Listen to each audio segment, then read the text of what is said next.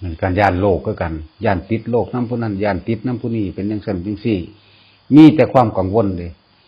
จิตใจหดหู่แต่จิตใจหดหู่แล้วบ่มีกำลังจิตกำลังจิตบ่เข้มแข็งบ่กล้าสักข้อเฮาบ่จำเป็นต้องมีคาถาอาคมจักน้อยหนึ่งเลยบ่ต้องมีถ้าสิเป็นเรื่องของการว่าเกี่ยวกับพูดผีปีศาจไสยศาสตร์อิหยังก็แล้วแต่บ่จำเป็นต้องมีคาถาอิหยังก็ได้ถ้าจิตใจเฮาบ่ย้านจักอย่างพ่ายแพ้กำลังจิตเบิดนั่นแหละจังว่าคนที่บ่ย้านตายนั่นชนะเบิด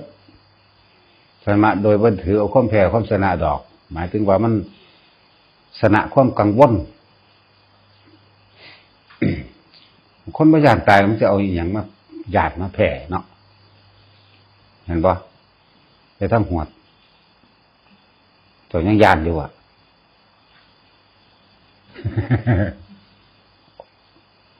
บอกอยู่บ่เนาะบัดนี้เนาะตัวยังย้านอยู่บ่เสื้อสิดันขึ้นมาได้แต่ละคำบอกโอ้ยเนาะ คิดว่าท่านออกว่าตอนนั้นเป็นอะอยู่หั่นเรื่องคิดออกอยู่แต่มันบ่ออก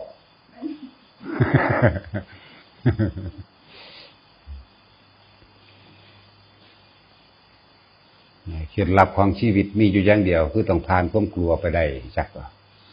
คนเฮาถ้าผ่านความกลัวเบิดทุกอย่างแล้วก็บ่มีอีหยังจะต้องให้บาดบั่นบ่มีอีหยังให้ตกข้างบ่มีอีหยังให้เป็นปริโภทอีกปริโภทแปลว่ากังวลเด้อบ่ย้านจักอย่างเพราะว่าเฮาเข้าใจดีแล้วในโลกนี้ในร่างกายอันนี้ขันธ์ทั้ง5นี่เป็นที่รองรับภาชนะความเจ็บปวดทุกชนิดเป็นร่างของโลกคือเฮายอมรับสภาพมันบ่แห้งหรอกนะเป็นอนิจจังเป็นอนัตตาแต่ว่าเฮาบ่เป็นทุกข์กับมันหรอกนั่นเห็นบ่บ่ได้เป็นทุกข์กับมันเด้เจ็บปวดก็บ่ได้ว่ามันเป็นทุกข์ก็ว่ามันเจ็บปวดก็หาวิธีระงับความเจ็บปวดได้ก็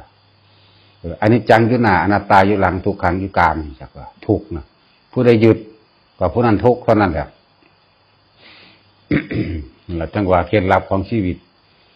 ที่เป็นอิสระจากสิ่งทั้งปวงคือผ่านความกลัวผ่านเบิดทุกอย่างส่วนคนที่มีความหวาดหวั่นคันคามสะพึงกลัวต่างๆนานาย่อมไปหาสิ่งอื่นมาเป็นที่พึ่งนอกจากใจของเจ้าของเองไปหาเครื่องร่างของขัง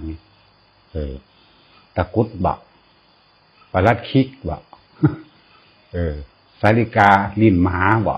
นั่นว่าล่ะแหวนงูบ่แหวนนกบ่แหวนงูแหวนนาคแหละข้อยต้องบอกว่าให้มันขังแหวนนกคุดนั่นแหละถือเอาพญานาคอีหยังก็แล้วแต่มาถือเอาต้นไม้ถือจังไดเอาถือเอาต้นไม้วานกันนั่นวานกันนี่นั่นแหละเห็นว่าล่ะเห็นว่าไงศิลป์อันนี้วานไฟกันผีปอบเพิ่นผีปอบก็เจ้าของนั่นแหละที่แม่นหยังกินก้อยกุ้งจุ่มวามนั่นแม่นหยังซั่นก้อยกุ้งดิบก้อยปลาซิ่วพวกนั้นน่ะเนาะ ไปหาที่พึ่งอันอื่นพึ่งต้นไม้หวานนั่นหวานนี่ไรสละไปพึ่งของขังต่างๆนานาเหล็กไหลมันสิมาดีแมงมาตะทางใดมันสิมีวิเศษมาตะทางใดพากันเป็นบ้าคือลดฝุ่นจังดีก็เหล็กไหลอีกเนาะมันแก้เข้าก็ได้เด้เหล็กไหลมันแก้เข้าก็ได้เด้แม่นบ่เขาบ่ได้สอนได้แนวจังซั่นแหมเหล็กไหลลูกแก้วโอ้ยจะเสียมาหาแม่หยังบ่สร้างซั่นเขาบ่ได้สอนอย่างเด็ดเลยมันบ่ได้แม่นคำสอนพระพุทธเจ้าเด้อันแนวจังซั่นตนแรกเป็นที่พึ่งของตนสัตว์โลกย่อมเป็นไปตามการกระทำของเจ้าของเองเฮ็ดสิ่งใดไว้ได้สิ่งนั้นเฮ็ดชั่วโมงนี้ในหน้าที่ต่อไปก็นั่นคือผลของมันนี่เฮาบ่เอาจ่อยๆบ่หาแตศาสตร์หน้าดอกสิหาอีหยังมากันความย้านให้เจ้าของได้ในเมื่อความย้านมันอยู่ที่ความหวาดกลัวของเจ้าของเองสิหนีไปทางใดเอามันจังสิหายก็ต้องพิจารณาอริยสัจสี่คือความจริงอันประเสริฐที่พิจารณาความจริงคนเฮาสรุปลงในความย้านทั้งหมดคือความกลัว กลัวหยังกลัวตายเท้าผ่านความตายไปได้แล้วสิเอาหยังมาย่านหยังวะนี่บ่มี นั่นแหละจังว่าพิจารณาความจริงอันประเสริฐเจ็บไข้ได้ป่วยขึ้นสว่าเกิดมามันมีเบิดทุกคนอยู่แล้วมันมีเบิดคนที่เจ็บได้ป่วยนั่นแหละโรคหยังที่บ่อาจสามารถหลีกเลี่ยงได้ก็โรคชรานี่แม่นว่าก็โรคชราสิมีหยัง พระพัทยารุจิริยะบ่เคยไข้บ่เคยป่วยแต่ว่าก็คือป่วยโดยโรคชราอยู่ซั่นแม่นบ่ล่ะก็เพิ่นเอิ้นโรคอยู่แม่ เนี่ยก็โรคชรานั่นแหละมีผู้เดียวนั่นแหละหรือว่าคอยมีโรค มีอยู่คือเก่านั่นแหละจังซั่นคือเฮายอมรับมันแล้วในเรื่องของร่างกายอันนี้มันเรียบเต็มที่มันบ่มีพะวงพะวังมันบ่มีสะกิดมาจากน้อยหนึ่งในความว่าสิหนีความเจ็บปวดไปได้บ่มีเลยคือยอมรับสภาพนี่คือความจริงสุดท้ายมันก็ต้องเฒ่าตายอยู่แล้วบ่มีไฟขามันก็ตายเด้เป็นโรคก็ตายบ่เป็นโรคก็ตายนี่คือเฮายอมรับมันเนี่ยขั้นหนึ่งเฮาก็จบไปแล้วบ่มีความหวาดหวั่นอีหยังเลยสิให้เอาอีหยังมากันเฮาสักไล่คือหลวงพี่หยุดนี่ว่าสักขี้เข็บสักแมงงอดขี้เข็บแมงงอดงูขี้กระปอมก็ซักไว้ได้หั่นสวนสัตว์เด่นแล้วก็อะไรมันจะไปกันนี่ยังไดวะนี่จะเป็นจังซั่นล่ะมันไปกันนี่ยังได้ก็จังว่าถ้าเฮามีความย้านแล้วเฮาสิไปหาสิ่งอื่นมาเป็นที่พึ่งมีความกังวลอยู่ตลอดย้านสิ่งนั้นมาเฮ็ดย้านสิ่งนี้มาเฮ็ดบ่จำเป็นต้องมีลายบ่จำเป็นต้องมีของขลังบ่หาแต่มีรูปเหรียญอิหยังก็แล้วแต่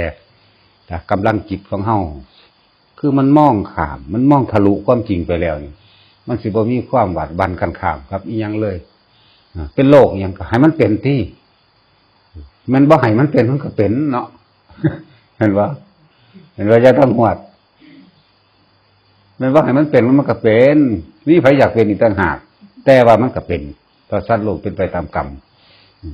คำว่าอจินไตยสีนี่เรื่องของกรรมนี่ก็เป็นเรื่องที่อธิบายยากอย่างหนึ่งเด้เรื่องของกรรมพุทธวิสัยคือนิสัยพุทธเจ้าพุทธจริยาพุทธเจ้าโพธิสัตว์อันนี้ก็เป็นเรื่องที่อธิบายยากก็เลยว่าอันอจินไตยอันนึง เรื่องของกรรมก็เป็นเรื่องที่อธิบายยากเพราะว่ายังหาต้นบ่ได้หาปลายบ่มีนี่คือเพิ่นสั่งสอนสาวกทั้งหลายเพิ่นรู้บ่รู้แต่สิเฮ็ดคือเพิ่นได้มันน้อยเพิ่นรู้ต้นและปลายของแต่ละสัตว์แต่ละตัวเพิ่นรู้แล้วก็กำเนิดของโลกจังซี่อย่าไปคิดนั่นนี่หลายอย่าง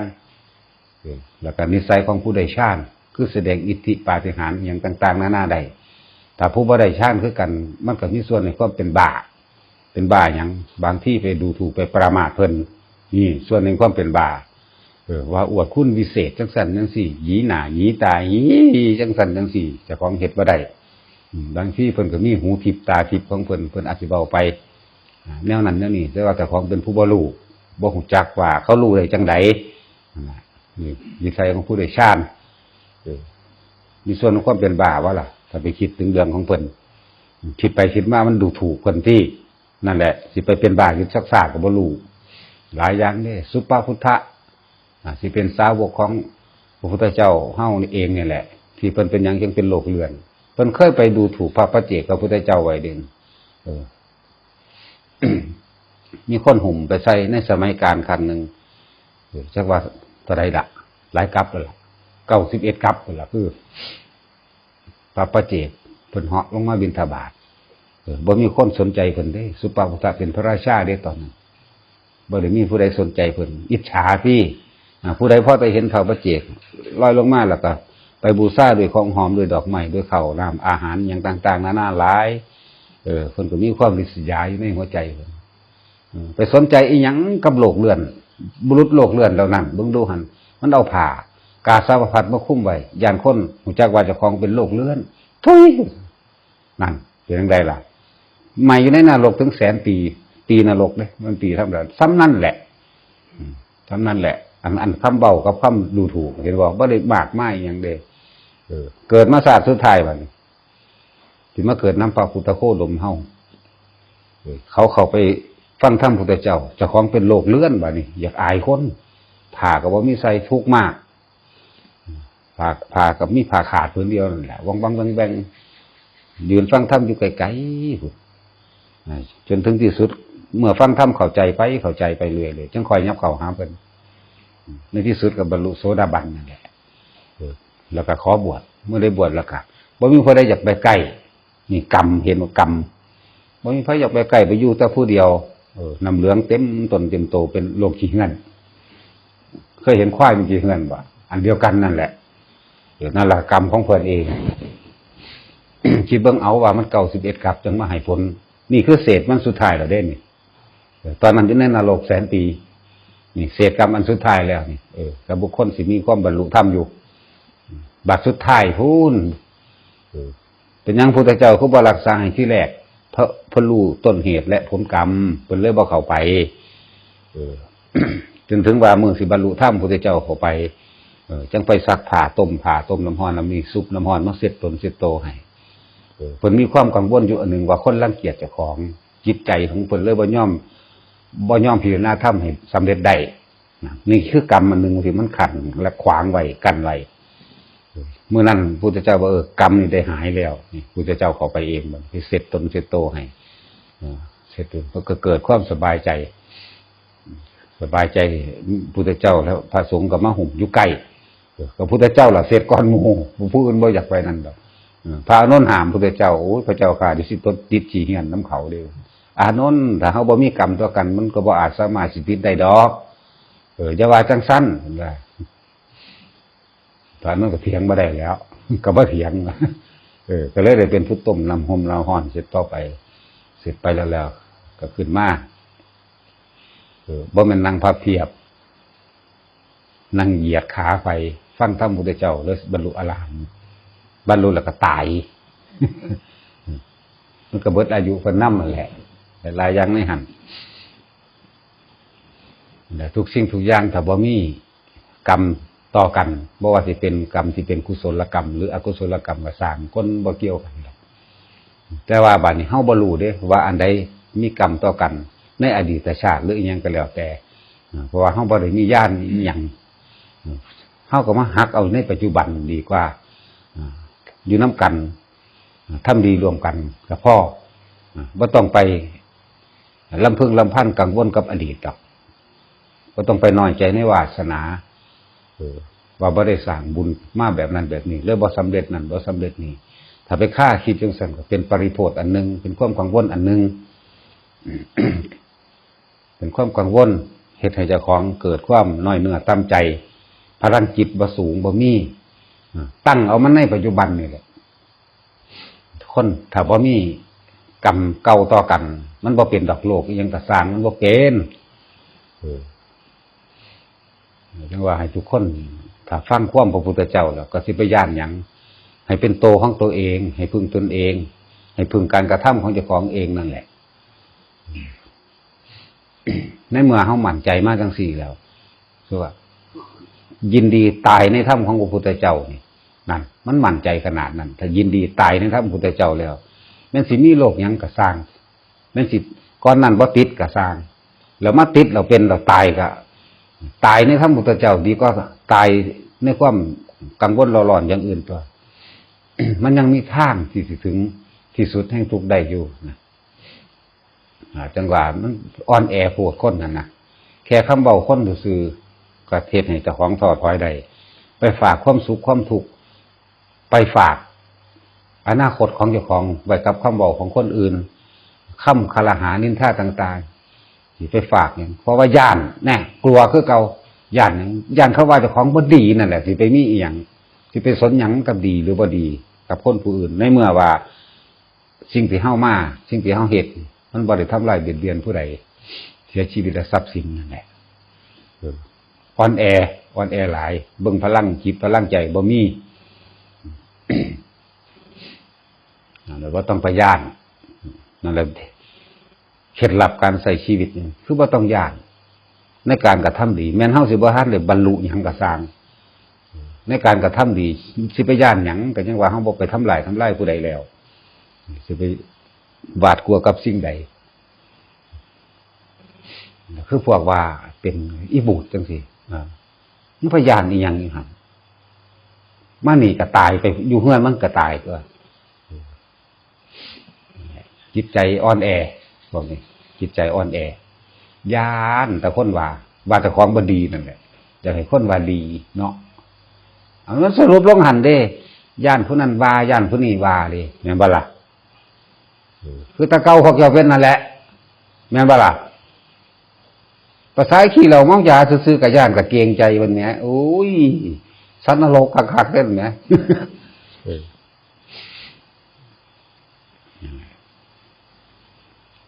แต่ละอันแต่ละอย่างอย่ามีความกังวลอย่างกระสานทุกคนเกิดมาตายอยู่แล้วแต่ห้ามสิตายเพราะว่าการทำดีจิตใจมันมุ่งดีอยู่แล้ว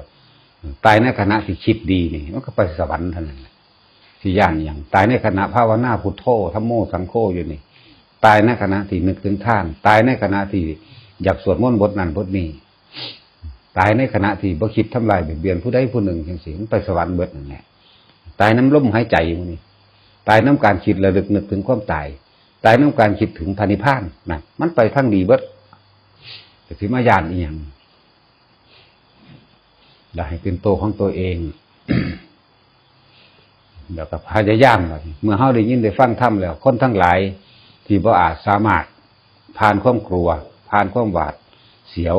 สะดุ้งหวาดกลัวในภัยต่างๆก็เพราะว่าบ่ได้เข้ามาฟังธรรมของพระสมณะเจ้าอริยะเจ้าทั้งหลายมีธรรมของพุทธเจ้านั่นแหละเป็นต้นถ้าว่ามีการได้ยินได้ฟังธรรมแล้วเขาก็ย่อมตกอยู่ใต้อำนาจ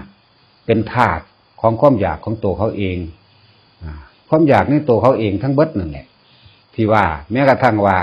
ถ้าสิมาภาวนานี่ก็ย่านคนว่านั่นก็คือความอยากของตัวเองคือเก่าเหมือนบ่พวกเจ้าว่าอยากหยังอยากให้เขาว่าเจ้าของดีสิมีหยังย่านเขาว่าบ่ดีหรือว่าย่านเขาว่าอันนั้นอันนี้หลายอะไรอย่างก็เป็นความอยากของตนหรือเก่าแหละ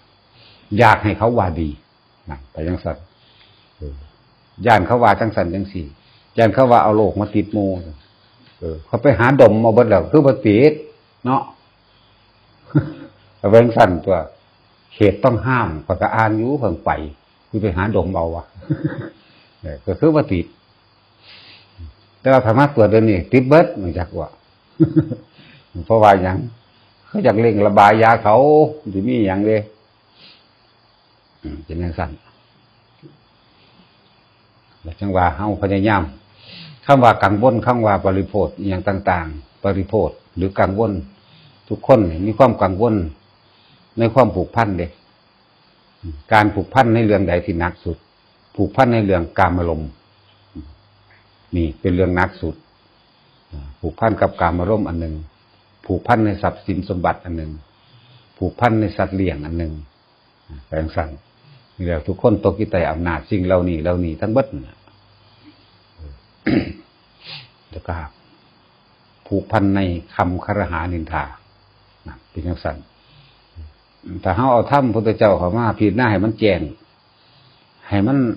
ถึงขีดสุดของมันโลดเฮาก็สามารถที่สิผ่านความกลัวขึ้นมาได้จุดหนึ่งผูกพันในคำคารหานินทาก็ในเมื่อว่าเฮาบ่มาทำลายเบียดเบียนให้ผู้ใดผู้หนึ่งเป็นอีหยังก็แล้วแต่โดยจิตเจตนานี่ตัวกรรมใหญ่มันเลยแหละบ่มีเฮาก็มาเพราะว่าเฮาอยากหลุดพ้นของเฮาเองจังซี่มันก็ข้ามความกังวลของคำปากคนได้แล้วนึงผูกพันในคำคารหานินทาแล้วผูกพันในคำยกย่องพร้อมจังซี่คือบ่ต้องผูกพันทั้งสองอย่างทั้งคำคารหานินทากับบ่ผูกพันคือบ่เก็บเข้ามากังวลนั่นแหละจะเก็บเข้ามากังวลจะเก็บเข้ามาให้มันเป็นเรื่องเกี่ยวข้องทั้งคำสรรเสริญและนินทานั่นเองผูกพันในสัตว์เลี้ยงจังซี่แต่เฮาห่วงง่วงห่วงควายนะทุกคนในความห่วงตอนนี้ก็คือว่ามีอารมณ์ทั้งนั้นแหละเป็นห่วงมันยันมันบ่อ้วนยันมันบ่พี่ยันมันบ่ได้ราคาดีเนาะยายลมนั่นแหละยันมันบ่อยู่ดีมีสุขยันมันบ่ได้กินอิ่มเนี่ยหลายๆอย่างเด้ นั่นแหละเอิ้นว่ากังวลเอิ้นว่าผูกพันเบิด ก็เป็นห่วงทั้งหลายแหละนี่เราจะว่าให้เฮาพยายามหาวิธีตัดทางผูกพันอันนี้ตัดความปริโภทออกปริโภทหรือว่ากังวลบ่ว่าสิว่ากังวลในชุมชนของบุคคลทั้งหลายที่เขาสิย่องมั่งที่เขาสินินทามั่งด่ามั่งแล้วแต่นี่เอิ้นว่ากังวลหรือปริโภทนั่นเองกังวลในสถานที่ที่นี่บ่เป็นที่นิยมนะก็เอิ้นว่ากังวลอีกต้องไปตามสถานที่ที่เขานิยมก็กังวลในชื่อเสียงเจ้าของคือเก่าย่านเขาว่าบ่ดีแม่นบ่ล่ะเฮ้ยแล่นไปหยังหม่องจังสั่นแม่นบ่ก็เว้าความจริงที่ทุกคนผ่านมาเบิดแล้วและกำลังเป็นอยู่เดี๋ยวนี้บ่ว่าถ้าผ่านเนาะพวกผ่านก็มีพวกกำลังเป็นก็มีอยู่เดี๋ยวนี้จังซี่กังวลในชื่อเสียงนั่นล่ะจังซั่นแหละกังวลผูกพันในสัตว์เลี้ยง ภาวนาไปคิดฮอดแมวคือยายหอมคิดฮอดหมาจงปีกไก่ไว้โอ้ยังได้สิได้เมื่อให้มันเด้จังซี่แม่นบ่ล่ะเรื่องซั่นกังวลเด้พานาแมวไปอย่างนั้นแหละอีหยังมันสิวางใดอีนั่น เห็นโพสต์เห็นแชร์รู้สึกไร้สาระตั้งแต่มันเต็มสาระในหัวใจเต็มในหัวใจได้นั่นจินตนาการวาดภาพมันสิหยอกตบมือซ้ายตบมือขวานั่นกำลังเป็นแมวอยู่จักตบซ้ายตบขวาเหียนหน้าเบิ่งแต่ของก็กิ๊กข้างนั้นกิ๊กข้างนี้นั่นแหละเอิ้นว่าเต็มเลยนั่นแหละจิตวิญญาณขณะนั้นเป็นเต็มเ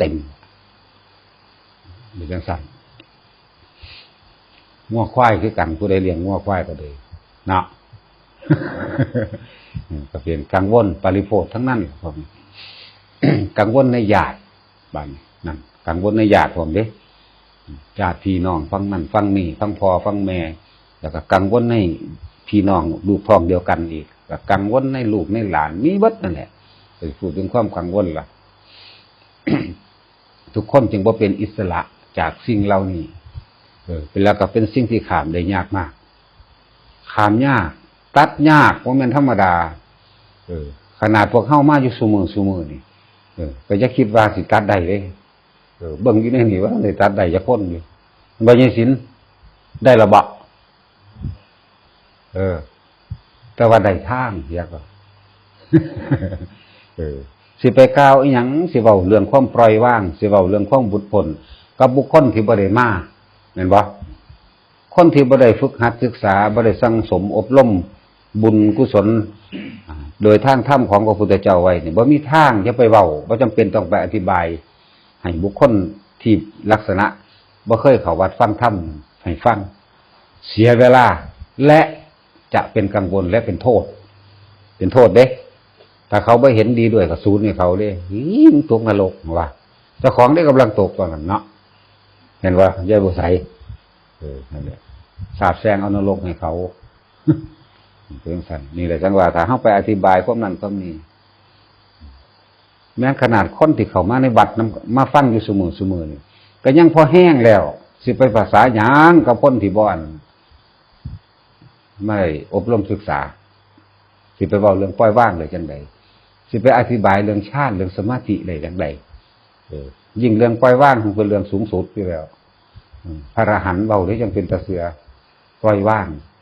ส่วนคนธรรมดาเว้ามันเว้ากระทบกระทั่งประชดกันซื่อๆบอกไปเพราะฉะนั้นแหละจักแม่งหยังเนาะ ไปวางสั่นดูเด้มันสิจักแม่งหยังเลยแล้ววังหากินหาอยู่จักหลักของเขาเนี่ยจักอีหยังเขาเนี่ยอยู่บาดเป็นนั่นเป็นนี่มาปล่อยว่างบอกหมู่ได้อยู่แต่ว่าบอกเจ้าของบ่ได้นายสินอันดะถ้าคนนั้นคนนี้ตายโอ้ยเป็นธรรมดาละคนไฟก็เติดตายเบิดละปล่อยวางมันซะเด้เนาะบัดอันที่เจ้าของที่จักโบ้ยฝ้ายฟู่ฝ้ายขี้มูกขี้หูขี้ตาไหล ไกลกันหลายในบุคคลที่บ่ได้มาฝึกหัดศึกษาบ่จำเป็นต้องไปอธิบายหยังหนีโลดเนี่ยว่ามาเฉพาะตนโลด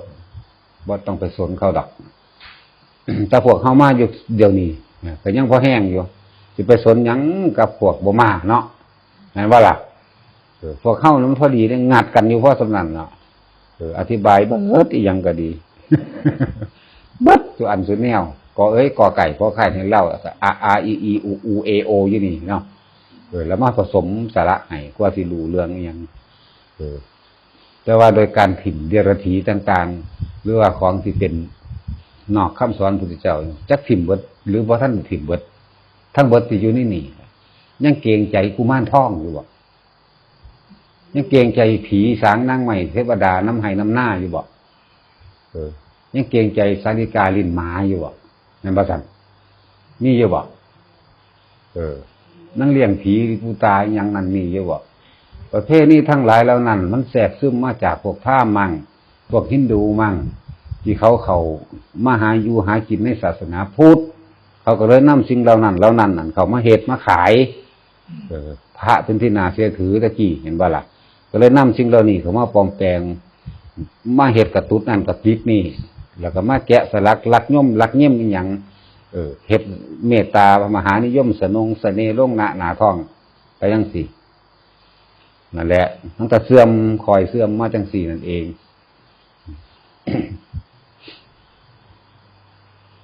มาหาเล็กหลอกเล็กไหลหาก้อนหินก้อนหยังมาขายกันเนาะเพราะว่าถ้าก้อนหินแล้วพวกเจ้าโง่คักมาคูนเกี่ยวซะกันก็ฝ่ายซื่อ ก็ยังไปเอาญาติกันเด้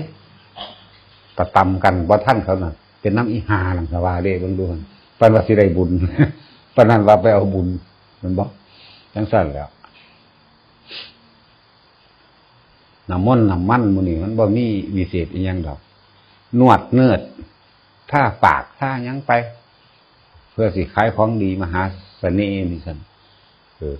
บางหม่องข้างเว้าคักกว่านี้อีกเราจะได้สมบัติผู้อื่นเพิ่นนะสอนแม่มึงแนวนั้นบ่ว่าสมพ่อมันเสื่อมไปเรื่อยตู้นี่ไปสวรรค์ชั้นนี้ราคานี่ไปสวรรค์ชั้นนี้ราคานี่ไปสวรรค์ชั้นนี้ราคานี่สิได้สมบัติที่อยู่ในดินราคานี่สิได้สมบัติอยู่ในน้ำราคานี่สิได้สมบัติคนอื่นซั่นเอ้าแม่มึงเอ้ยผู้ใดพาเขียนกันแนวนี้สิได้สมบัติผู้อื่นเนี่ยมันคือกันอยู่บ่กับพระพุทธเจ้าสอนความดีตั้งหากเป็นเมตตามหาเสน่ห์มหาเสน่ห์นำเจ้าของทุ่มเทในการทำความดีกับบุคคลอื่นแหละคนจังนิยมมหาเสน่ห์นิยมหยังนิยมไปใส่เด้ยิ่งลดโตลงไปใส่เป็นที่รับใส่เป็นที่ถูกใจของบุคคลทั้งหลายนั่นแหละนิยมแบบนั้นบ่แม่นเมตตาไปหาเอาของคน เมตตาไปเอาของคนได้พวกบ้าสิสาริกาลิ้นท้องมากเลย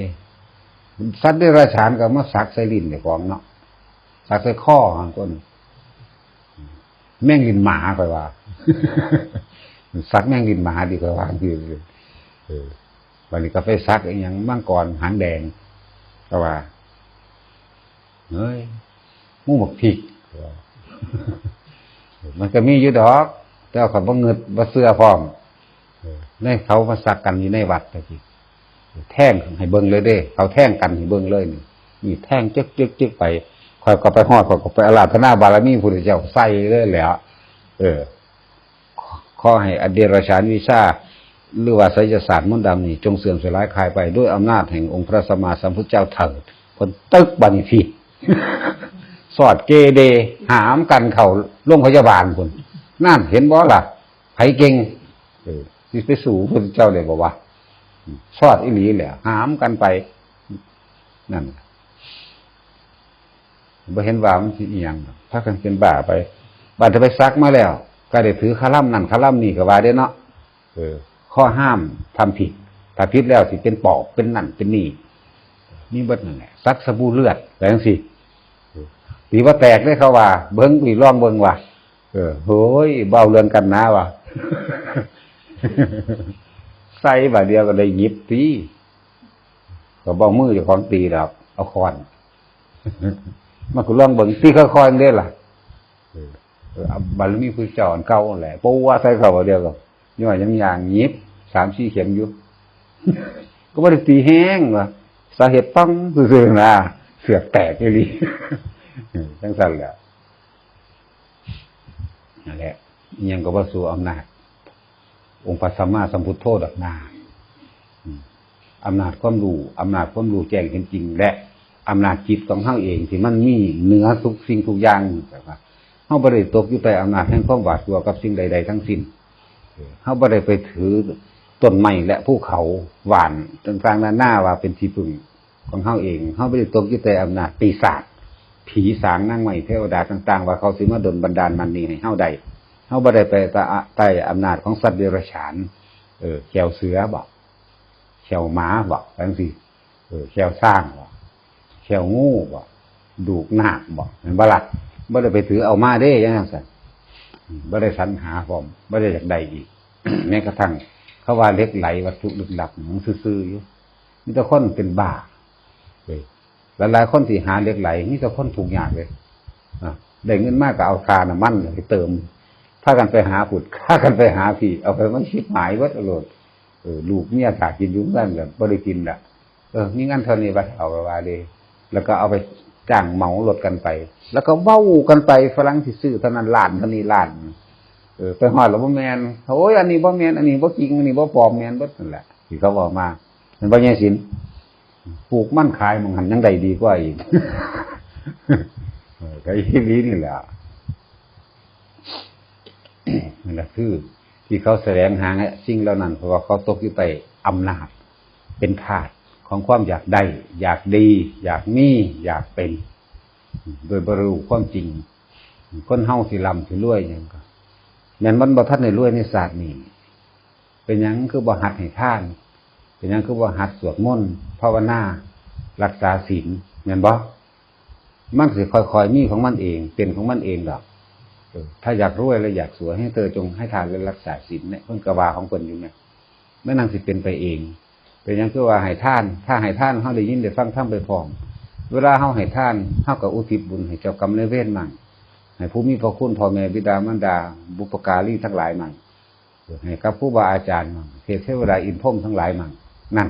เฮาได้ฟังธรรมอยู่แล้วเมื่อสิ่งที่เป็นเจ้ากรรมนายเวรสุโลกนิกายและเทวดาทั้งหลายเขาได้รับบุญจากเฮาแล้วเขาก็ย่อมปกปักรักษาเทวดาก็ย่อมเข้ามาหาวันนี้มีการรักษาศีลมั่งเป็นบางคาบบางข้าวแน่บุญมันก็เกิดขึ้นได้แล้วมีการสวดมนต์คันว่าสวดมนต์ก็คือว่าเฮารักษาคำสอนของพระพุทธเจ้าสวดเพื่ออนุเคราะห์สวดเพื่อสงเคราะห์สวดเพื่อรักษาพระธรรมคำสอนของพระพุทธเจ้าสวดเพื่ออนุเคราะห์นี่คือว่าสัตว์ทั้งหลายนี่จงได้ยินได้ฟังและได้อานิสงส์แห่งการแสดงธรรมของผู้ขาคำว่าแสดงธรรมก็คือเฮาสวดมนต์นั่นแหละนั่นล้วนแล้วแต่เป็นการแสดงธรรมของพระพุทธเจ้าทั้งนั้นเลยนั่นเข้าใจบ่ล่ะบ่แม่นเขาบ่ฟังเด้เขาก็ฟังอยู่แต่ว่าให้คอยอาราธนาเขาบ่อาราธนาเด้อเป็นพระจักว่าล่ะเขาบ่ผมมาจะโลกาเด้ อยู่ปฏิภาค5อย่างคอยกระไดคอยบ่ว่าซื่อถ้าเฮามีบุญสักอย่างจิตใจของเฮามันมีความในความคิดอันนี้บ่มีความรังเกียจสัตว์ใดจักตนจักโตแม้แต่เศษเม็ดหินเม็ดทรายพวกสังเสชะทั้งหลายที่บ่เห็นใดเฮาก็บ่ได้รังเกียจเขาสัตว์นรกทั้งหลายที่บ่เห็นใดเฮาก็บ่ได้รังเกียจเขาเบิดทุกสรรพสัตว์ชนิดตัวตนจักให้เข้านิพพานให้ปึ๊ดนะแม่นเฮาสิเข้าเป็นผู้สุดท้ายก็สร้างขนาดนั้นเด้เดี๋ยวคิดว่าเฮาสิดูถูกเขาบ่ได้ดูถูกแต่ว่าหังบ่ได้งมง่ายว่าไผสิมาเฮ็ดอีหยังให้ไผได้เข้าใจว่าล่ะที่เว้านี่คือให้ทุกคนละสิ่งที่เคยมีสิ่งที่เคยเข้าใจว่าเขาสิมาดลบันดาลความสุขความบ่มีโลกความปลอดภัยความร่ำรวยให้เจ้าของได้ละเสียเพราะว่านี่เป็นเครื่องเสียเวลาเป็นเครื่องเหนี่ยวรั้งเป็นเครื่องผูกพันเป็นเครื่องกังวลเข้าใจว่าล่ะแม่นว่าล่ะเหนี่ยวรั้งผูกพันกังวลถ้ามีอยู่แล้วสิเอาทิ่มกันโอ้ยแต่บ่เชื่อก็อย่าลบหลู่นะก็ว่าเด้ก็นั่นแหละมันเชื่อแม่นบ่ซั่นแต่บ่เชื่อก็อย่าลบหลู่ตีนกวาดแม่นบ่ล่ะก็เข้าเป็นสิพวกเจ้าเฮ็ดนำก็หังดีแล้วบ่ได้ว่าเด้ล่ะตีนกวาดทิ่มเบิดใจว่าอย่าฮิปโปยังถืออยู่บ่ผีเดี๋ยวนี้เขาเอิ้นตายยังก็อันไทบ้านเจ้าว่าอันลงไปน้ำให้น้ำหน้าเนี่ยตาแหก ตาหยังตาโลยบ่หรือ บ้อนเขาไปเอิ่นน้ำพงน้ำทาน่ะนะแต่ว่านรกนี่นะไปบอกอันผียังอยู่ผียังเขาเอิ่นบอกมากกว่ากินตับมันนะบอกไปตามร่มตามแหล่งเลยซื้อจริงมันบ่ได้มีมีดอกเจ้าให้เจ้าหน้าน่ะเขาเอิ่นหยังโอ้ยผีโคตรพอโคตรไปยังดอก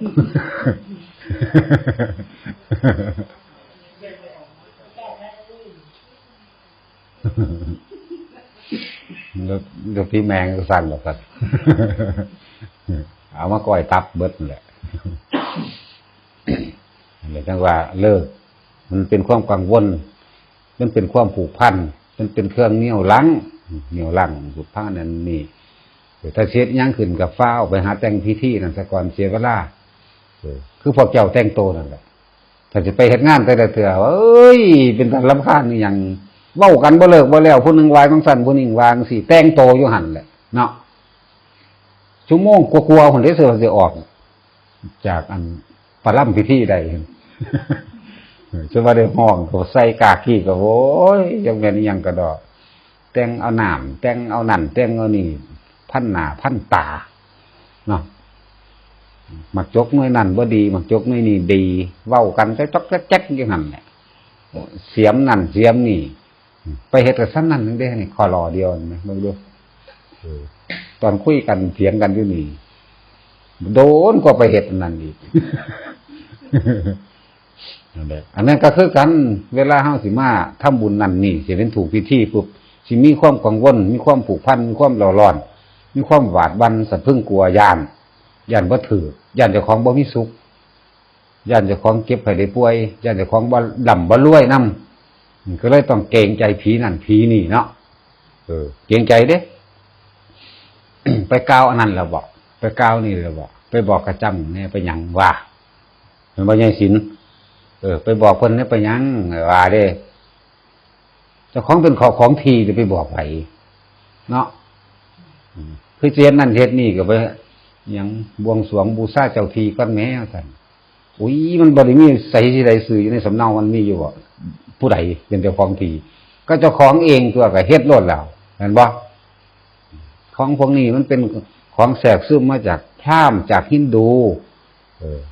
มันซึมมาในนี่นั่นแหละมันเสื่อมทรามเพราะว่าจังซี่นั่นเองศาสนาบ่เสื่อมทรามแต่ว่าคนมันเสื่อมทราม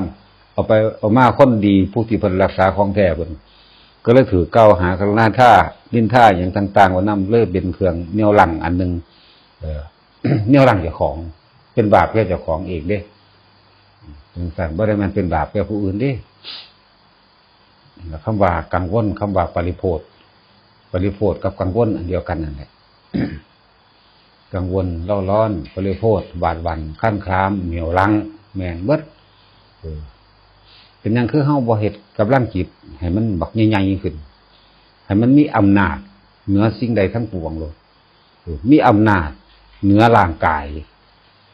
คำว่าเหนือร่างกายบ่ได้หวาดหวั่นสะพรึงกลัวบ่ได้คันคามว่ามันสิตายด้วยโรคหยังก็สร้างเพราะว่าเฮ็ดจังใดมันก็ตายของมันอยู่แล้วนี่มันมีอำนาจเหนือความตายมันมีอำนาจเหนือความอยากได้อยากดีอยากมีอยากเป็นในเวลาเฮาเฮ็ดหยังก็สร้างนี่เฮาเฮ็ดจิตให้มันมีอำนาจเหนือกว่าตัณหานั่นเองเฮ็ดหยังเฮ็ดไปเลยบ่แม่นว่าย่านบ่ถือย่านเทวดาบ่เข้าข้างบ่ย่านผีสางบ่เข้าข้างย่านบ่สำเร็จเป็นหยังความสำเร็จของเฮามันขึ้นอยู่กับความเพียรของเฮาต่างหากมีความเพียรมีความอดทนมีความเชื่อมั่นในเจ้าของเองมีฉันทะมีความยินดีพอใจมีฉันทะมีวิริยะมีจิตตะความเอาใจใส่มีวิมังสาความรอบคอบในการกระทำอิทธิบาท4นั่นแหละมันอยู่ในตัวนี้ต่างหากล่ะมันบ่ได้อยู่นำไปบวงสรวงเด้เห็นบ่เขาไปเจาะน้ำเขาไปขอเจ้าที่นั่นบ่มีดอกไม้มีฟู่มีหยังล่ะคือบ่ได้น้ำให้กูสั่นแม่นบ่ล่ะ ก็แม่นบ่สั่นไปขอมึงหันไปขอมึงนี่3หม่องโลดอยู่ในหม่องทีเดียวนี่สิได้เจ้าที่อยู่ไสก็บอกว่าให้มาเจาะหม่องนี้นี่เจ้าที่ของแท้นี่ครับ มาเจาะหนีมึงจังสิได้เงินว่ะมันก็บ่เจาะแม่บ่มีน้ำว่ะมองสูว่ามันมีสิมันคือบ่ได้ซั่นมันบ่ยังศีลโอ้ยมีวิธีล่ะมีเหล้าบ่มีกล้วยว่ะมันกูกินนี่นะจังสิแม่นว่ะก็บ่เห็นว่ามันได้2หม่อง3หม่องเพราะนั้นว่ามีวิธีแล้วก็ขอเจ้าที่อีกเด้ที่เจ้าที่จังบอกอยู่ถ้าเจ้ามาเจาะนี่เจ้าก็ได้เนี่ยก็บ่ฟังความเฮาจักอันจักอย่างเลยแต่ยังว่าเฮาเป็นเจ้าที่นั่นว่าท่านใหญ่พูนพวกเขามื้อนั้นอยู่ไสบุก็จังซั่นแหล้วนั่นแหละที่เพิ่นว่ามันเป็นเครื่องเหนี่ยวรั้งมันเป็นเครื่องกังวลมันเป็นวาดวันคลั่นข้ามยังกับสิ่งเหล่านี้ถ้าเฮามีจิตใจอาจหาญกล้าแกร่งมั่นใจจังซี่มันสิไปมีอีหยังถ้ามั่นใจว่ามันมีเจาะลงไปโลดจังซี่ก็ได้นี่คือทุกอย่างนั่นแหละเวลาเฮาสิเฮ็ดอีหยังขึ้นบัดนี้ขึ้นว่าเจ้าของอยู่ในศาสนาพุทธว่าเด้บ่ได้ฮู้จักพุทธจักน้อยเด้นั่นเห็นบ่ล่ะบ่ได้ฮู้จักพุทธจักน้อยเด้พุทธบ่ได้เป็นจังซั่นพุทธแปลว่าผู้รู้ผู้ตื่นผู้เบิกบานเด้นี่รู้แจ้งในความจริงแล้วเนี่ยรู้แจ้งในกายรู้แจ้งในรูปเวทนาสัญญาสังขารวิญญาณรู้แจ้งในอนิจจังทุกขังอนัตตารู้แจ้งในอริยสัจสี่แล้วก็มั่นใจแล้วว่าเฮาเฮ็ดสิ่งใดนี่เฮาบ่ทำลายเบียดเบียนให้ผู้ใดเสียชีวิตทรัพย์สินเนี่ยเฮาก็รู้ขนาดนี้แล้วเฮาก็คือบ่เฮ็ดไปโลดไปฆ่าพระวงศ์พระวังอีหยังนี่แหละ จึงว่าความผูกพันทั้งหลายผูกพันในกามารมณ์มากที่สุดเมื่อผูกพันในกามารมณ์แล้วก็ตกสู่ความผูกพันในภพเห็นบ่ล่ะผูกพันในภพด้วยบัดเป็นจังซั่นมันก็เป็นของสืบกันอยู่แล้วเนาะเรื่องนี้แกอธิบายไปก็สิยาวไปอีกเรื่อยๆเด้ซ้ำนี่ก็วันหลอดแหลกแล้วนะอีหยังก็เลยเนาะหรือว่าท่านได้คักคนปึกเป็นซั่นแหละคนปึกเว้าหยังก็เว้าโอ้จนว่าแปลบ่ทุกอันจนแนวล่ะพญาศิลป์แล้วยังบ่ย่านนั่นบ่ล่ะเราทั้งเป็นควายวิทย์ตัวเราบ่ได้เป็นง้อสิบด้วยล่ะเฮ้ยสิเป็นหยัง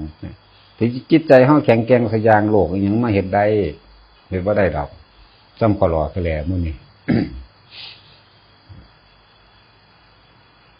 ก็อยาก